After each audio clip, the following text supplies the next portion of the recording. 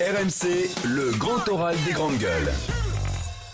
Journaliste Edoui Plenel, fondateur de Mediapart, qui fête ses 10 ans et se livre aussi la valeur de l'information aux éditions Don Quichotte. Edoui Plenel, bonjour. Bonjour à tous. Edoui Plenel, bonjour. Êtes-vous encore journaliste ? Je ne suis que journaliste. Journaliste. Je vous pose la question parce que j'avais été surpris de vous entendre parler, faire un discours lors du lancement du mouvement de Benoît Hamon.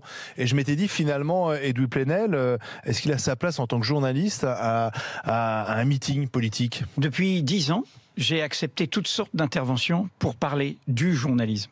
Si vous écoutez ce que j'ai dit à cette réunion publique, vous verrez que, loin d'un soutien, je défends la nécessité d'un journalisme indépendant. Vous serez surpris. J'ai parlé à l'invitation de Debout la France de monsieur Dupont-Aignan une fois. J'ai parlé dans toutes sortes de lieux. Un journal numérique, comme nous l'avons inventé, un journal 100% indépendant, 100% participatif, c'est un journal dans la société. Notre logo à Mediapart, c'est un crieur de journal. Il est dans la rue numérique. Donc moi, je vais dans cette rue numérique. Alors ceux qui disent, tiens, il était là, et comme ça me plaît pas, c'est pas bien, je leur dis juste, écoutez ce que j'ai dit. Il n'y a jamais de public stupide. Moi, je vais à la rencontre de tous les publics, de tous ceux qui m'invitent. Il n'y a pas le danger de la récupération politique, tout simplement ? Vous savez, depuis 40 ans que je fais ce métier, et c'est pour ça que je suis souvent attaqué aussi bien du côté de la droite que de la gauche, je suis irrécupérable. C'est quoi le succès de Mediapart ? Ça repose sur quoi, principalement ? La confiance avec le public, avec les lecteurs. On a fait ce journal autour de cette valeur de l'information. Pas de subvention, pas de publicité, pas de mécène. Simplement le soutien des lecteurs. Comme on dit en rigolant, seuls nos lecteurs peuvent nous acheter. Alors ça veut dire quoi ?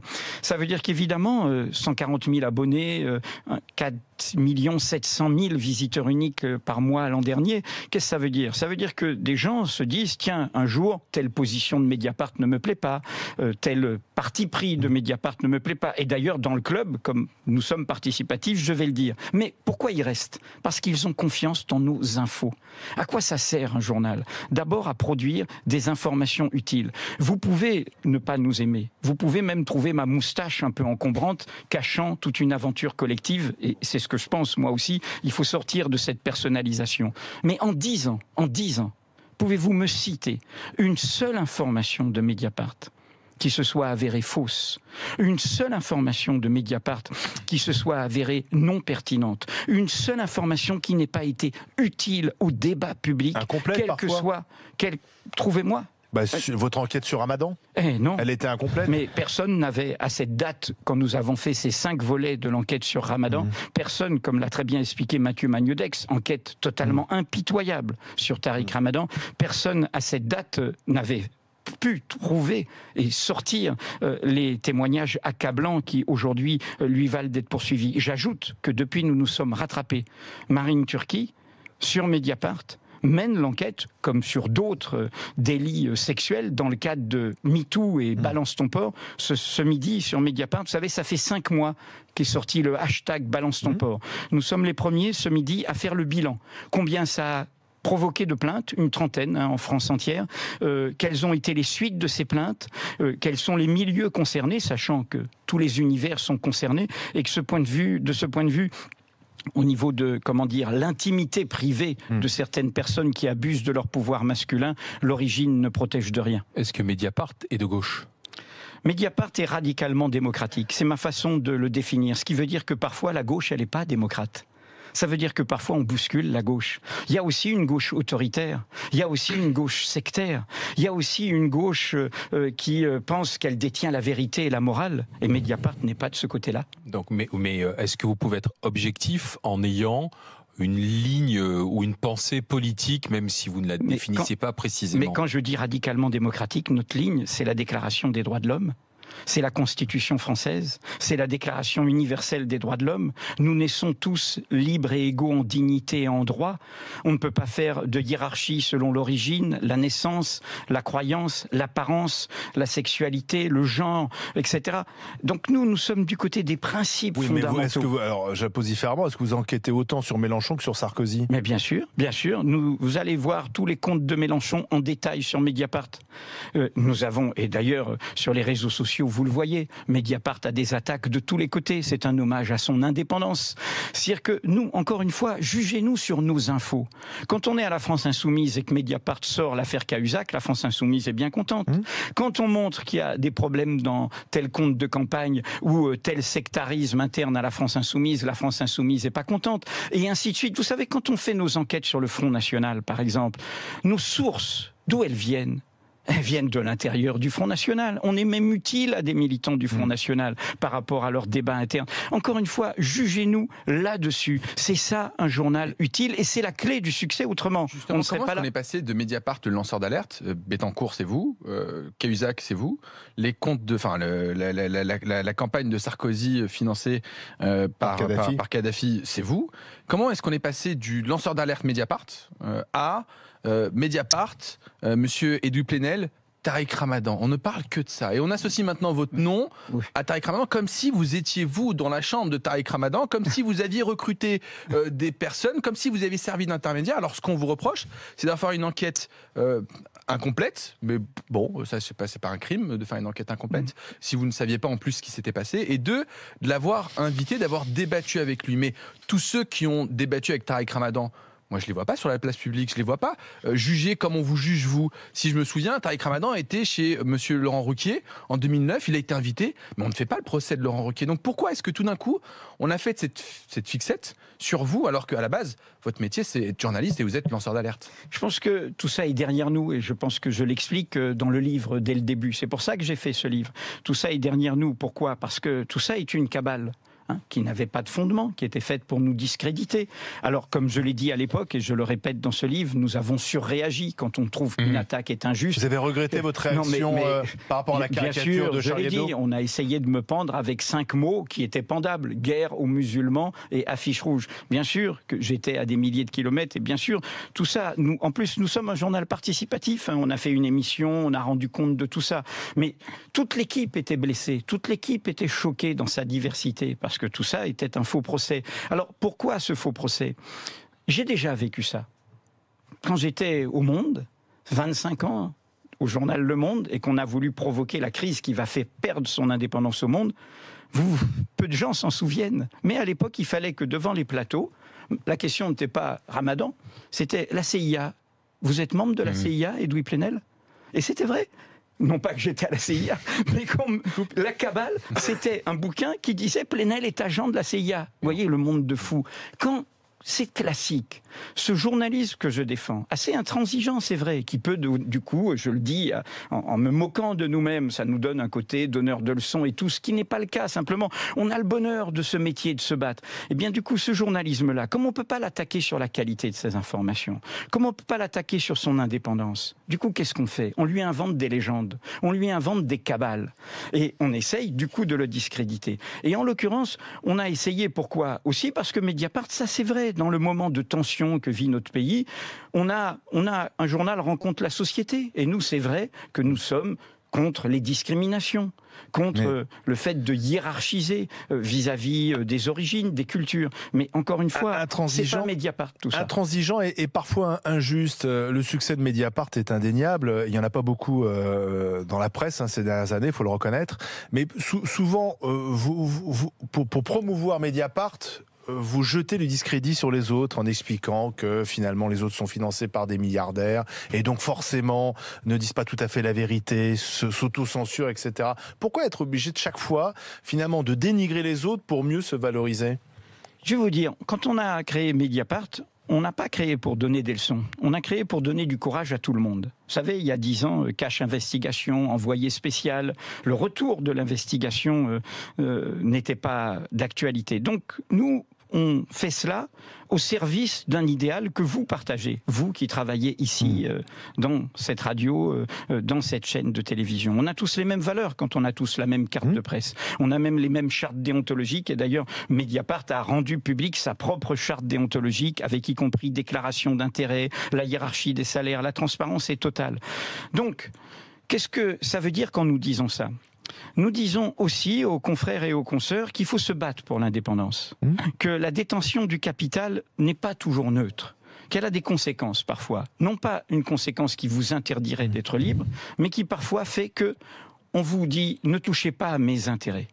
Ne touchez pas à ce qui me concerne. L'exemple le plus caricatural, c'est le groupe de presse qui reçoit le plus d'aides publiques, et nous sommes contre ces aides publiques directes, c'est monsieur Bernard Arnault, LVMH, numéro 1 mondial du luxe, propriétaire du Parisien et propriétaire des Échos, et qui, par exemple, quand il y a le film de François Ruffin, Merci Patron, qui le moque gentiment, ordonne dans ses journaux à ce qu'on n'en parle pas, qu'on ne touche pas à ses intérêts. Je vais vous donner un petit scoop pour les grandes gueules. Dans la promo prévu de ce livre, La valeur de l'information, des 10 ans de Mediapart. Je commence par France Inter, après vous êtes les seconds. Je dis ce que je viens de dire. C'est pas normal qu'un milliardaire qui possède des journaux touche le premier. C'est LVMH, les aides publiques à la presse. Eh bien, les 2 invitations qui ont été décommandées, c'est celle sur Radio Classique et c'est celle sur les Échos. Qui appartiennent tous deux à Bernard Arnault. Voilà, qui est venu d'en haut. Donc moi, c'est une invitation à se battre. L'indépendance, c'est tout le début de ce livre. L'indépendance, c'est toujours une bataille. Et une bataille contre nous-mêmes. J'ai envie de dire, quel que soit l'actionnaire, quel que soit le propriétaire du journal. Mais ce que j'ai voulu aussi poser, c'est qu'il faut accepter que dans notre écosystème, il n'y ait pas qu'un modèle qui serait... Il y a des capitalistes qui prennent les médias avec... Mais qui les sauvent aussi. Parfois... Oui, mais parfois d'autres intérêts. Il y a des journaux qui auraient peut-être fermé leurs portes s'il n'y avait pas eu derrière quelqu'un qui a de l'argent et qui rachète. Mais vous savez, moi je suis fidèle à des vieilles valeurs qui sont celles du fondateur du Monde, qui parlait de la presse d'industrie, de Hubert Beuve-Méry. Et donc il faut que dans cet écosystème, il y ait aussi des Olibrius comme nous, il faut tout, qui aident à dire attention, l'indépendance du capital. Vous savez, nous, Mediapart, les fondateurs, on va céder ce capital à l'équipe. On va inventer une fondation indépendante, non lucrative. L'argent est venu d'où pour lancer Mediapart? Mais moi, pendant 10 ans, j'ai remboursé un emprunt sur mon salaire de Mediapart. J'ai mis les économies de mon licenciement brutal et conflictuel du Monde. Voilà. Et puis après, on a créé une société des amis. Il n'y avait pas le financement participatif. Et puis, du coup, il y a nos lecteurs. J'en profite pour leur dire que pour l'anniversaire, on leur fait un cadeau. Mediapart, 10 euros, 10 mois, au lieu de 110 euros. Ça dure toute la semaine. Et profitez-en, ça n'a pas de prix. Vous restez avec nous. Suite du grand oral des GG dans un instant et des questions encore d'Étienne, de Zora et de Jimmy.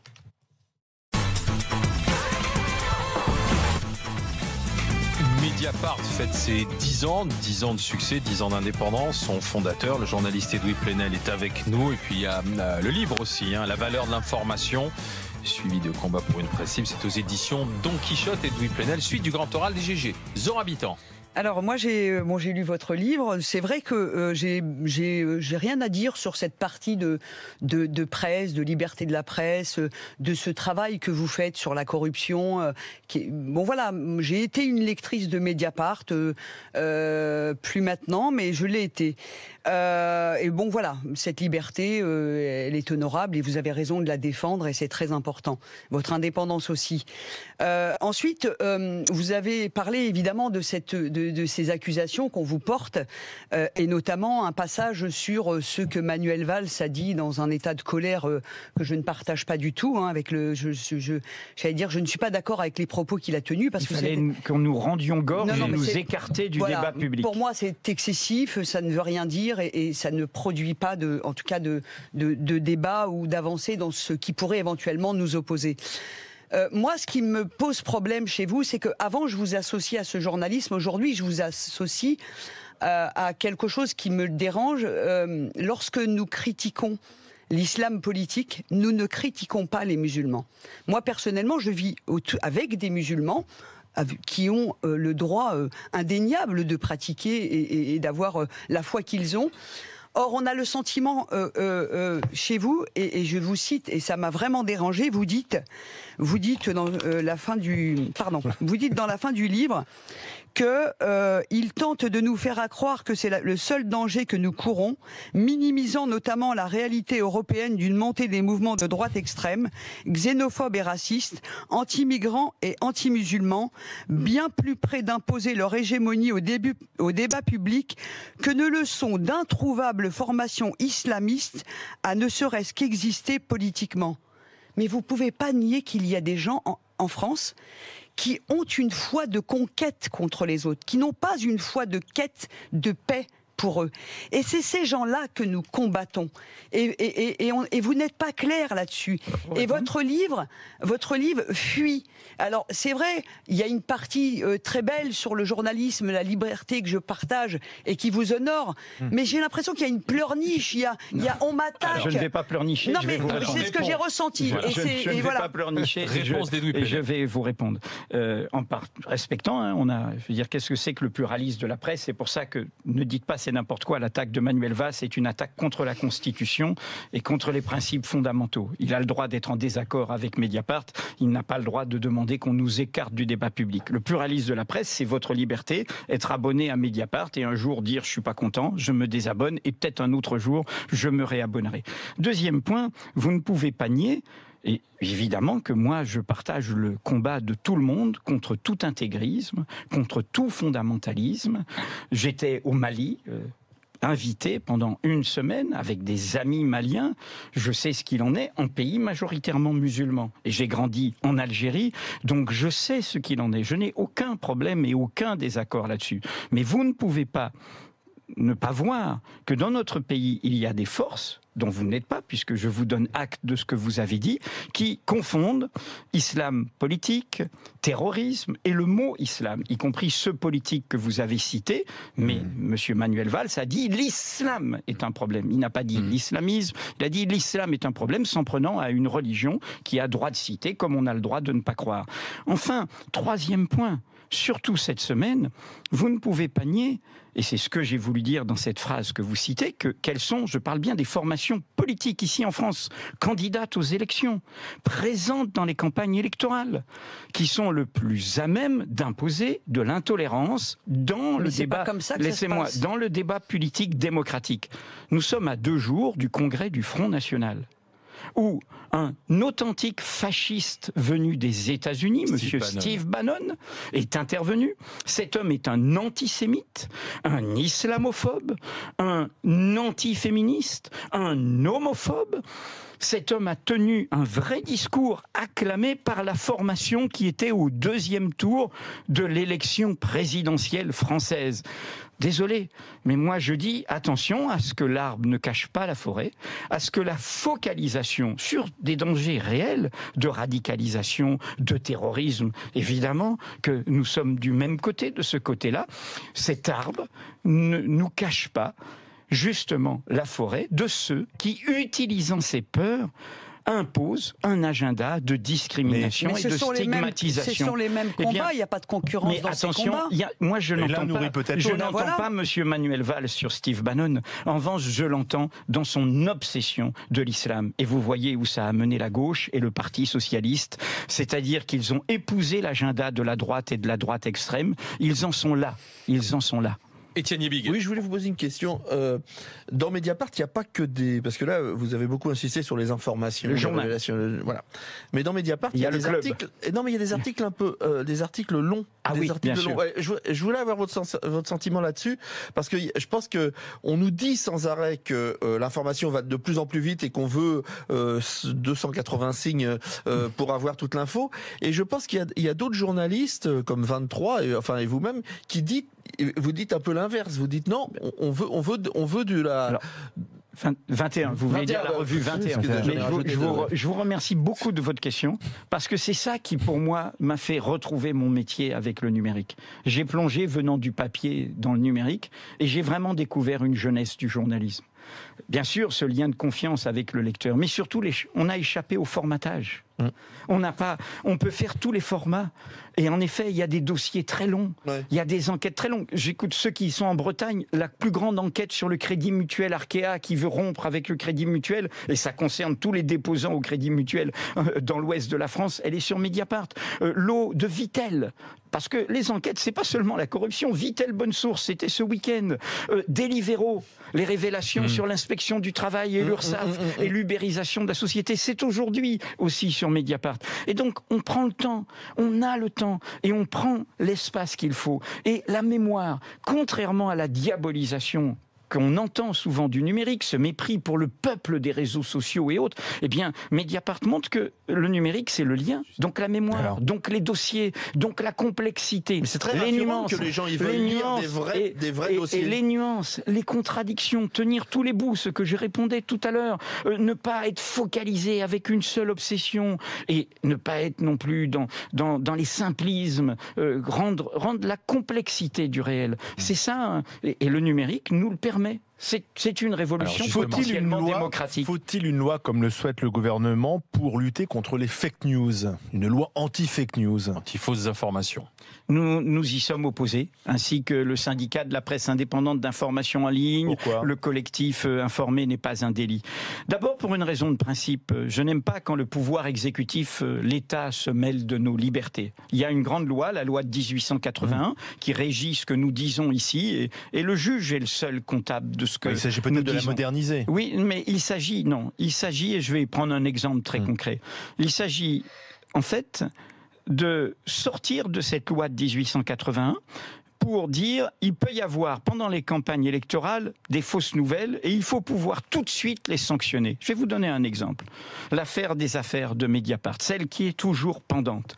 Le financement de Nicolas Sarkozy en 2007 par Mouammar Kadhafi, le dictateur, et derrière une guerre avec des aspects privés pour peut-être effacer les traces de cette corruption. Quand est-ce que nous révélons le document libyen dont aujourd'hui plus personne ne conteste l'authenticité, qui atteste de cette promesse de financement, de cet engagement de financement sur lequel il y a beaucoup de nouvelles preuves depuis. C'est entre les deux tours de la campagne présidentielle de 2012. Nous n'avions pas d'agenda partisan. Notre enquête, depuis plusieurs mois, a abouti à ce moment-là. Et donc, si on avait géré le calendrier pour d'autres raisons, on n'aurait pas fait notre métier. On le sort à ce moment-là. Que dit M. Sarkozy? Fausse nouvelle. Il nous poursuit hors de la loi de 1881, pas à la loyale pour diffamation. Là, on aurait amené nos éléments et il aurait été en difficulté. Faux et usage de faux, 4 ans de procédure judiciaire où il a perdu. Et donc, qu'est-ce que je dis? Cette loi qui, en fait, prend prétexte des réseaux sociaux, diabolise les réseaux sociaux, alors que c'est pas le gros problème. Le premier producteur de fake news aux États-Unis s'appelle qui? C'est Donald Trump, le président des Américains. Le premier producteur de fake news pendant la campagne de Donald Trump, c'est pas les réseaux sociaux, c'est Fox News. C'est une télé installée de Monsieur Murdoch. Et donc, le danger? C'est qu'en faisant cette loi, on donne des armes, sous d'autres majorités, une pression partisane, à dire à ce moment-là, tiens, Mediapart a sorti ça en pleine campagne présidentielle, on a mis 4 ans à imposer cette nouvelle. On va faire un référé immédiat, on va faire des pressions, on va dire c'est une fausse nouvelle. Je vous rappelle qu'à l'époque, aucun média ne nous soutenait. On était les seuls à porter cette info, qui est quand même immense. C'est un scandale immense. C'est une affaire d'État immense. Donc attention, et donc, rien penser. Moi, j'ai toujours comme règle, et c'est pareil sur les questions de sécurité, ou quand on prend prétexte du terrorisme pour faire régresser nos libertés fondamentales. Vous savez, on a mis beaucoup de temps à conquérir ces libertés fondamentales. Eh bien, il faut faire très attention à ces lois d'opportunité qui font régresser, en l'occurrence, la liberté de dire et le droit de savoir, qui sont 2 droits fondamentaux que vous exercez ici. Alors en ce moment, ce sont les insoumis qui s'en prennent à la presse en disant que on fait tout ce qu'on peut, ou que la presse, une certaine presse, fait tout ce qu'elle peut pour les mettre à terre. Et il y a eu cette colère de Jean-Luc Mélenchon en disant que la presse était par essence complotiste et que et il est même allé plus loin, la haine des médias aujourd'hui est saine. Qu'est-ce que vous lui répondez, Edoui Plenel? Moi, je dis 2 choses. Je souhaite tout à fait bonne chance aux médias TV. Je suis pour le pluralisme. Je suis pour qu'il y ait des médias d'opinion. Il y a l'Humanité, il y a Valeurs Actuelles, il y a le Média TV, le Parti communiste, la droite extrême, la France insoumise. Eh bien, c'est bien qu'il y ait le pluralisme. Donc, je n'ai rien à dire sur le Média TV, ni pour ni contre. Je leur souhaite bonne chance. En revanche, j'ai à dire sur ce que dit M. Mélenchon. Diaboliser en masse les journalistes, diaboliser en masse la presse, haïr en soi le journalisme ou la presse, c'est s'attaquer à une liberté fondamentale. Ce n'est pas possible qu'un ancien candidat à la présidence de la République, se réclamant qui plus est d'idéaux démocratiques et sociaux, dise cela. On a tout à fait le droit de critiquer des journalistes, de critiquer tel ou tel média. Et nous-mêmes, vous y avez fait allusion, nous ne nous privons pas parfois de nous critiquer les uns les autres. Et ce débat est sain. Il est nécessaire. En revanche, là, c'est jeter le bébé avec l'eau du bain. C'est jeter une liberté fondamentale. Et sincèrement, les militants insoumis, ils savent bien qu'il ne suffit pas de croire que l'on pense politiquement juste pour informer vrai. Nous avons toujours besoin de journaux indépendants qui, y compris, nous obligent à penser contre nous-mêmes, à voir des réalités que nous ne voulions pas voir. Nous avons tous des convictions, des préjugés, des croyances. Eh bien, la presse indépendante, c'est celle qui nous oblige à penser contre nous-mêmes. Cette critique, enfin, plus qu'une critique de Mélenchon contre les médias, finalement, on la retrouve dans la bouche de Laurent Wauquiez, on la retrouve dans la bouche de Marine Le Pen, et j'ai envie même d'inclure Emmanuel Macron en quelque sorte pendant la campagne présidentielle. C'est très mauvais signe. Alors, est-ce que c'est mauvais signe ou est-ce qu'il faut peut-être qu'à ce moment-là on réfléchisse, on se dit bon ben finalement, est-ce qu'ils ne font pas aussi le porte-parole de lecteurs, de citoyens qui ont des choses à reprocher aux journalistes, aux médias? Si vous voulez dire que les journalistes doivent conquérir la confiance du public, doivent se remettre en cause, c'est le bilan de Mediapart. Le classement est pas très bon quand on demande aux Français sur les professions préférées. Les journalistes arrivent très loin. Si Mediapart, auquel personne ne croyait, dans son modèle économique payant et participatif, etc., a réussi, c'est parce qu'on a fait cette remise en cause. Et parce qu'on fait ce contrat de confiance permanent avec un public qui a le droit de nous critiquer et de nous discuter. Donc bien sûr que tout cela est sain. Mais ils profitent de ça, tous ces politiciens dont vous parlez, pour en fait s'en prendre à un droit fondamental. Je le dis, attention, la démocratie, c'est pas le droit de vote. Si je ne sais pas, si je suis pris par l'idéologie, si je suis pris par le mensonge d'État, si je suis pris par la propagande, je peux voter et être aveugle. Et du coup, voter pour mon pire ennemi, pour mon pire malheur. Excusez-moi, quand un régime commence à devenir autoritaire, à qui s'en prend-il ? D'abord, à la liberté des intellectuels, à la liberté de penser, aux universitaires et à la presse. Aujourd'hui, où est la plus grande prison de journalistes au monde aujourd'hui ? C'est la Turquie. C'est le cours autoritaire de M. Erdogan qui s'est senti libre de le faire depuis qu'on lui donne, l'Union européenne, plein d'argent, et c'est une honte pour moi, pour bloquer les migrants qui, à juste titre, fuient et voudraient vivre mieux. Et donc, attention, la haine de la presse signale toujours la haine de la démocratie. Dans un pays autoritaire, dans un pays, je dis même autoritaire, j'ai pas besoin de dire dictatorial. Est-ce que vous connaissez une presse indépendante ? Est-ce que vous connaissez un journalisme pluraliste ? Non, jamais. Et ça, c'est le public, c'est les citoyens qui du coup perdent un droit fondamental, je le répète, le droit de savoir. Merci Edoui Plenel, passé par le Grand Oral des GG. Je rappelle les 10 ans de Mediapart et puis le livre La valeur de l'information aux éditions Don Quichotte. Ajoutez juste pour tous ceux qui nous écoutent et qui sont en région parisienne, un rendez-vous, c'est au 104 à Paris, c'est public, libre, gratuit, c'est notre festival toute la journée du samedi 17 mars, films, théâtre, discussions, expositions, nos partenaires, le journal sera fait en direct, vous venez et j'espère que vous tous des grandes gueules, vous viendrez. C'est de 11h à minuit, ça se finit par un grand bal populaire. Oh bah, s'il y a un bal, on viendra. Merci Edoui Plenel. On enchaîne avec le GG, vous. C'est parti, Malika est déjà en attente.